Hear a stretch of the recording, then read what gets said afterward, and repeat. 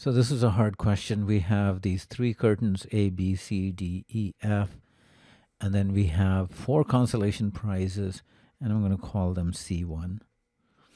And then the two winning prizes, W1 and W1. They're identical.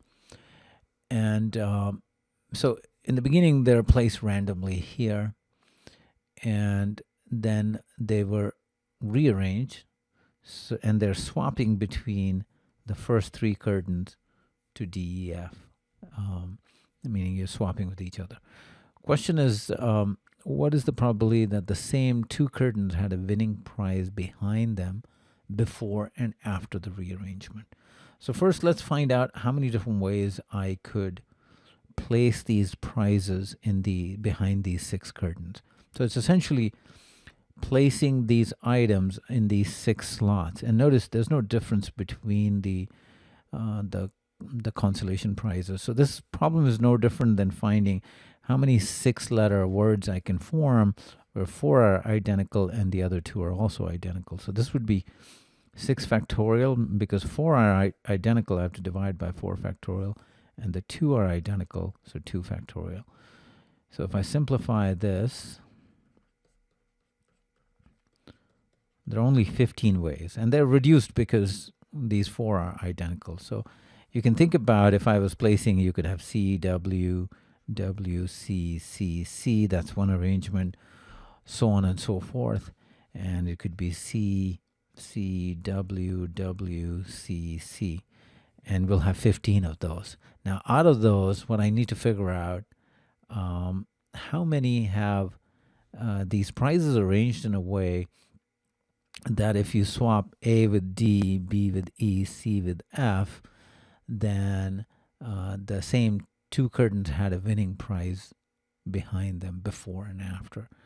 So we can actually list those out. So for example, if the winning prize was here and the winning prize was here and the consolation prizes were here, I can kind of drop the letter here. I think I used the one to kind of not have the confusion with the curtain C.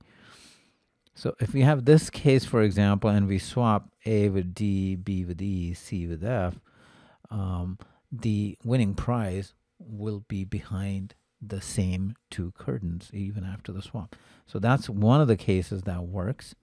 So out of the 15, that one will satisfy our condition.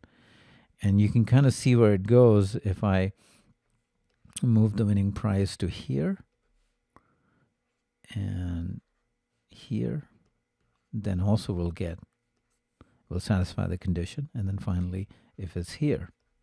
So literally, I think it's easiest to just kind of list those cases out. And that's one more. And these are the only possible ways that's going to happen, because if the winning prizes are here, then I don't satisfy this condition if I swap them. So that one doesn't work.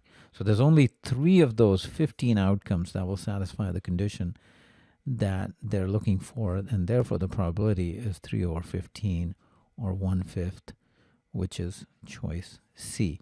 Now I just want to comment about this question. When I first saw this question first, it's like 6 long sentences. So I kind of know it's going to take some time. And I think after just first quick reading, I knew this was going to be a hard question, meaning would require me to like think through and come up with a strategy. And this is where it's not clear how much time it would take. I mean, it could take me 4 minutes, 5 minutes, and maybe even after that, I'm not able to do it. So sometimes what I'll do with these questions, and this is what I did, is I would just select any answer, and then I'll flag it, and then I'll see how my overall timing is. Then I'll go back and then spend time. Now, it turned out in this particular administration of exam 5, this was my first attempt. I think most of the questions were really easy. And so I was able to finish the whole exam. I still have 15 minutes, but that's no guarantee in a real exam. Maybe I'd be running pretty close. Maybe I only have a few minutes left. So it could be a completely different scenario. But I knew that this question would need me to kind of be a little bit more relaxed to think through. And that's kind of what I did. So that's something that is an option with the current GMAT, where you can modify the answers. So, that's an approach you could take. And at least that's what I did here. But obviously, to get the really high score, you do have to get pretty much all of them right if you're going for, let's say, the highest score in quant.